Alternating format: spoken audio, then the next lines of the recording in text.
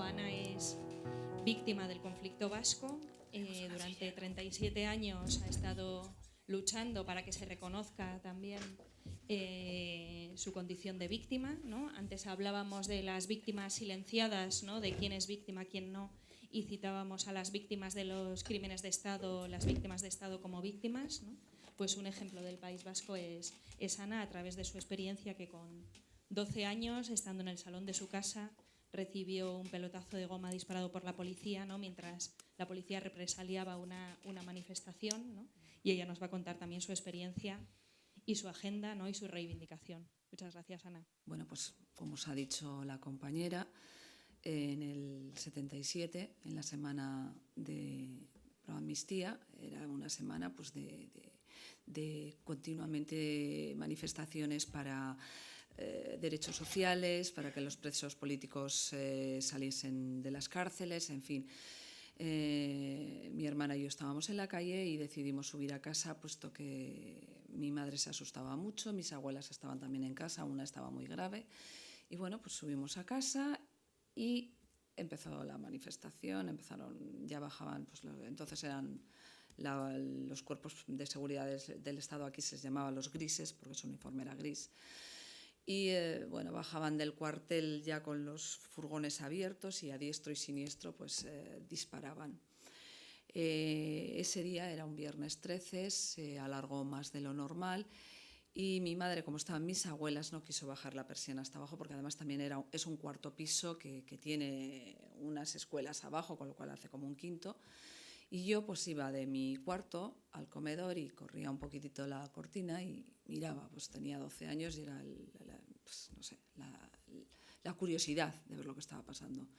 Y en un momento dado pues vi a un miembro del cuerpo de la policía con la pistola antidisturbio, estaba pues justo en vertical hacia mí y justo pues nada, fue verlo y notar un impacto brutal, no perdí el conocimiento. Me agaché y mi madre al levantarme y al dar la vuelta, pues los gritos de mi madre los tendré en mi cabeza hasta que me muera. Y bueno, se llamó una ambulancia, me bajaron al portal, en el portal ya estaba la policía. ¿Qué ha pasado? ¿Qué ha pasado? Se ha caído, se ha dado contra un mueble y bueno, la persona que me llevaba pues les dijo: vosotros de sobra sabéis lo que ha pasado.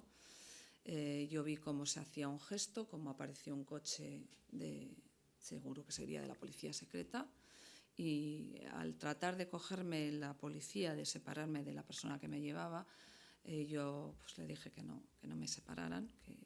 Entonces me metieron a empujones a ese coche y hoy es el día que todavía noto cuando me empujaban. Yo tenía todo esto abierto, el impacto fue aquí, tenía todo esto abierto y noto como la sangre pues caía encima.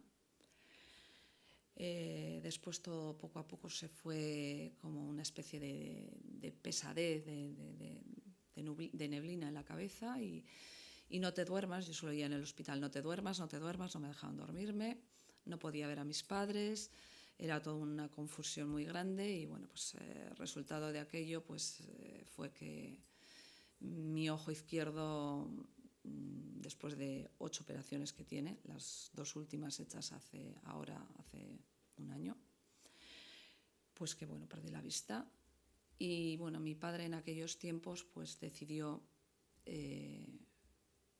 demandar a las fuerzas de orden del Estado. Como eso es una cosa que en plena transición, que todavía los máximos poderes del país estaban en manos franquistas, no se había visto en la vida, pues el acoso y derribo hacia mí y hacia mi familia fue terrible. De forma y manera que al final acabamos pensando, yo principalmente, que era culpable de lo que me había pasado. Cada 2 por 3 tenía que ir a declarar. A mi padre, a mi aita no le dejaban estar conmigo. Ellos siempre repetían lo mismo: verdad que te caíste, verdad que, como yo les decía lo que me había pasado, pues eso es mentira. ETA se sirve de muchos brazos, cuando yo en ese momento ETA para mí era, pues no sé qué decirte, algo, no sabía ni qué era ETA. En fin, mi padre murió esperando una respuesta. Y bueno, 38 años después, como eso siempre ha estado vivo en mi familia, yo me casé y bueno, pues mi marido un día me dijo, oye, mira, pues parece ser que se ha creado una comisión, ¿te parece? Tenemos todo, porque ya habíamos pedido al Gobierno central un reconocimiento, puesto que además los daños seguían y siguen permanentes en mí. Y bueno, el Gobierno central nos comentó que de eso estaba todo cerrado y que verdes las habían segado, por así decirlo. Entonces, bueno, cuando se crea esta comisión, enviamos toda la documentación que mi padre guardó y que obraba en mi poder.